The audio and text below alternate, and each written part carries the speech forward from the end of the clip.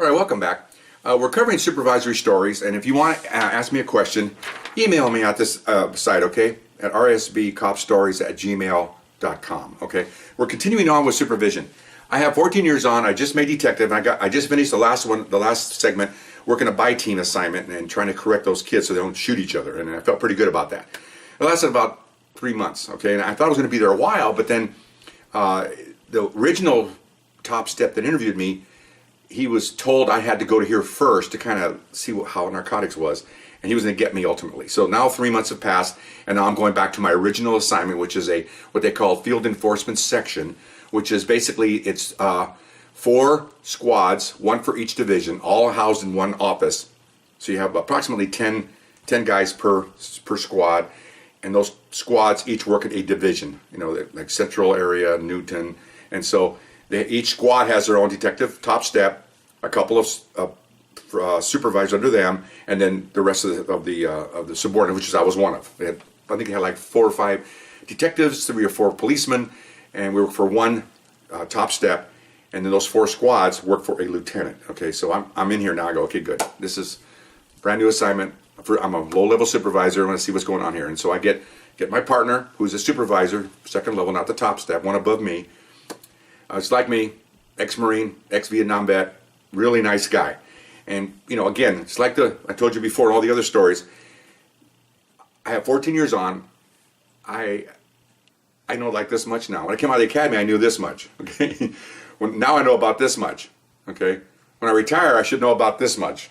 So I only know about this much. So, but I don't know anything about narcotics, nothing, okay? So the procedures and policies and what we're doing. So my partner briefs me.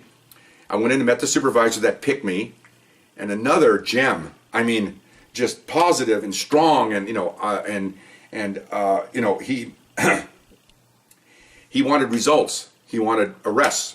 Okay, no quota. He just says, "We're like I told you earlier in the gang stories. 8 hours in a car looking for gang members. You should and could make arrests. You should make arrests. This is not. It's like motor officers. Their only job is to write tickets. So you don't have to say, write me 20 tickets. They're going to come in with tickets because that's all you do all day. You get bored, so you might as well do something, you know. So he wanted results, and we'd have operations in the field. He'd be driving around in the field. We'd hear backup. He'd be running. He'd be chased out of his car, running, foot pursuits. This is the top step.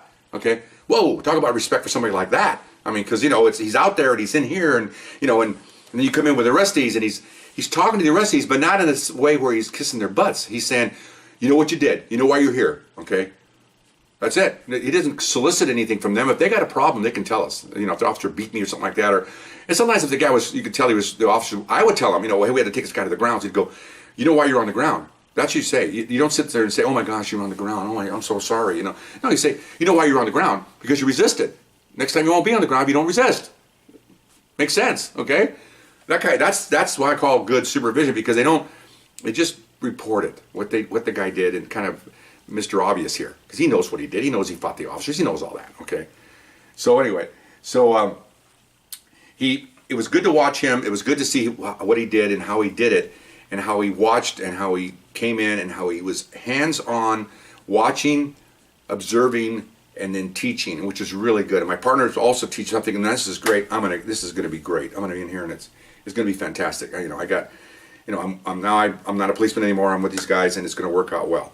Okay. So we go from there. Let me change the sheet here because sorry about this. This isn't, you know, ABC, NBC here.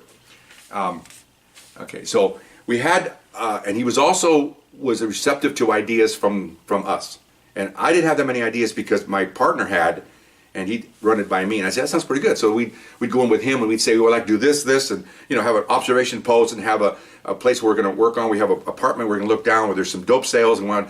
Sounds good to me, let's do it. I mean, he was one of those guys where instead of saying, oh, I'm not sure, but a milquetoast would say, they gave the supervisor officer response. Sounds good, let's do it.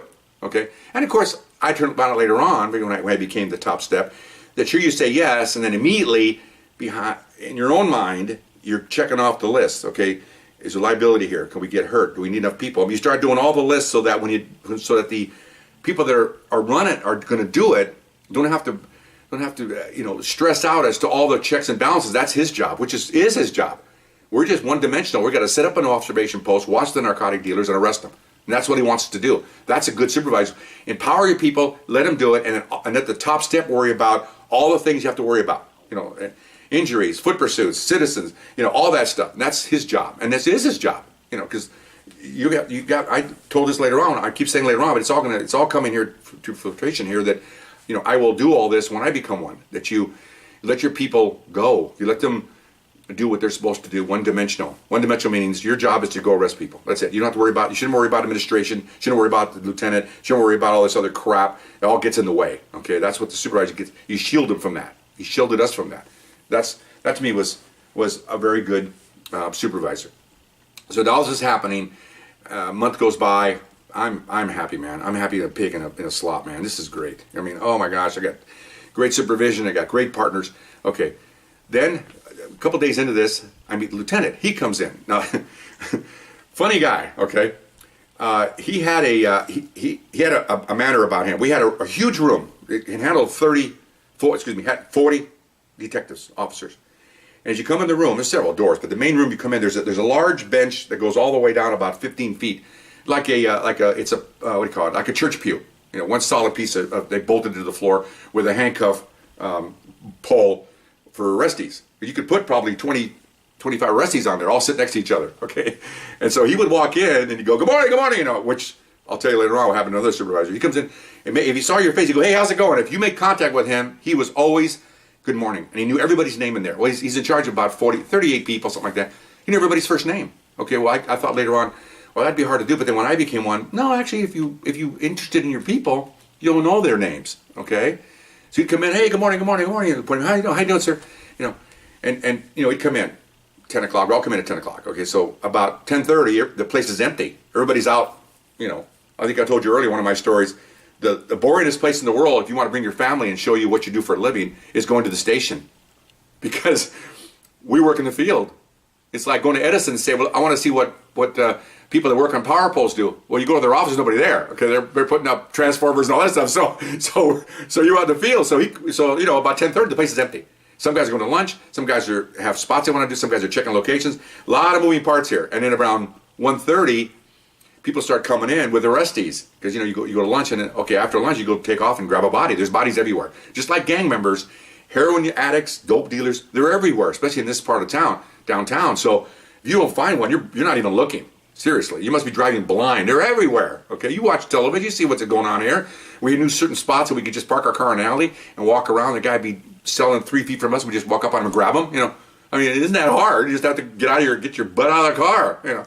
So he'd be up to lunch, and of course, the lieutenant has a lot of meetings of upper people to find out how his unit's working.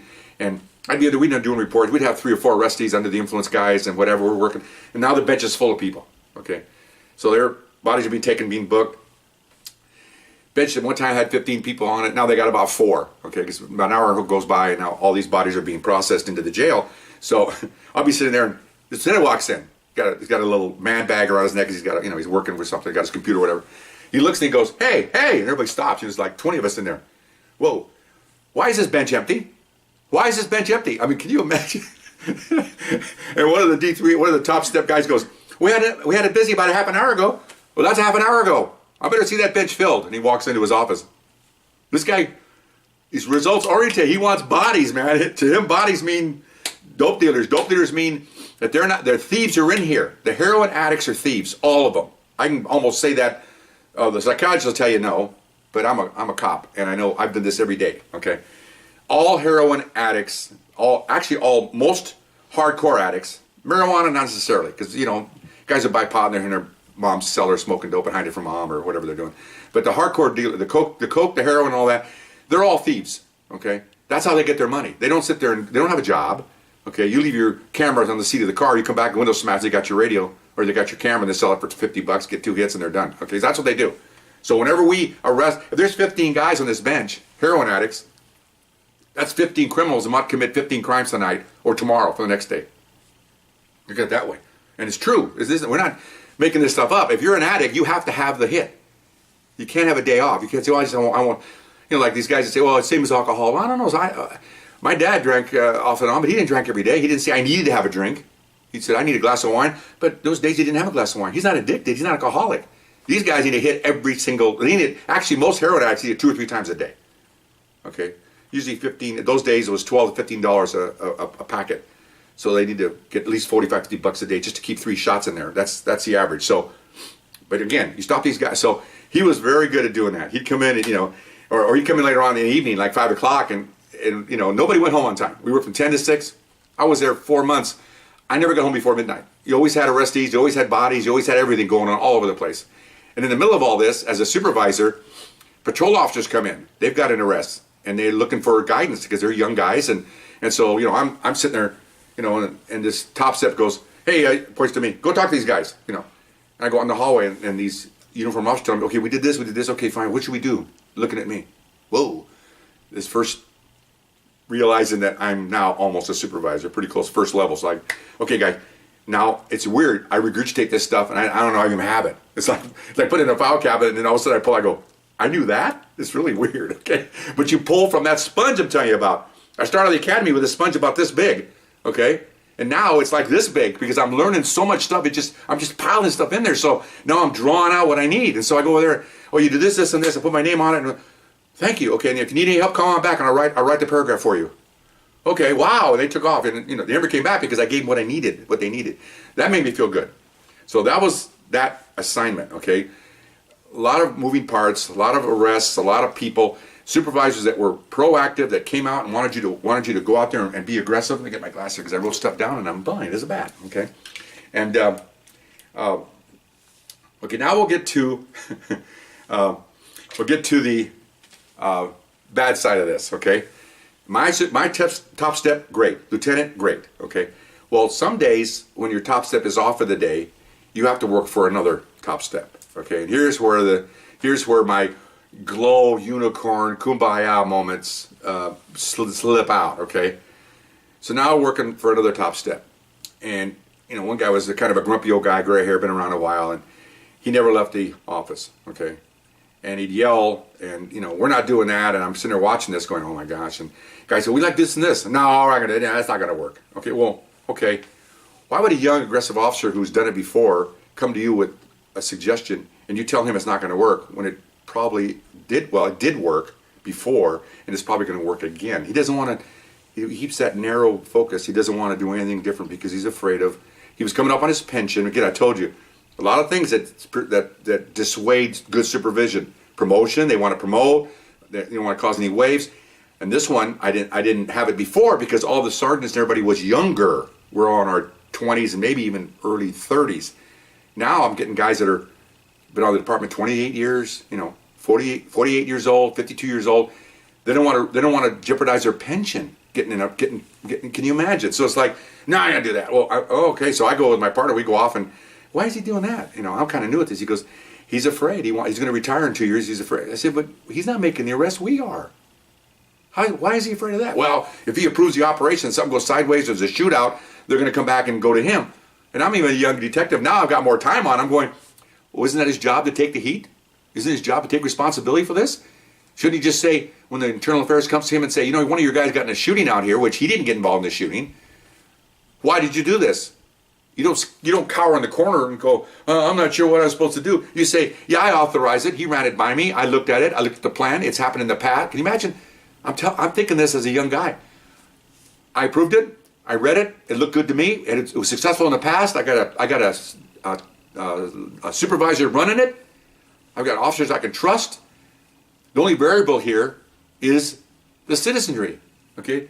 The only variable here is the citizen dictates, like you see on TV, they go, oh, the officers were horrible. Yeah, but the suspect started it. He started the shooting, he started the pursuit. We're just finishing it. So that's how you answer that. You don't cower. You come out and you got the stripes and make the call. And they'll respect you more for that. So will the troops. Trust me, later on, I'm going to talk about that. So that was the bad one in there. And so we're running out of time here, so I'll come back and give you another one, and we'll continue on with the story, okay? See you next time. Bye-bye.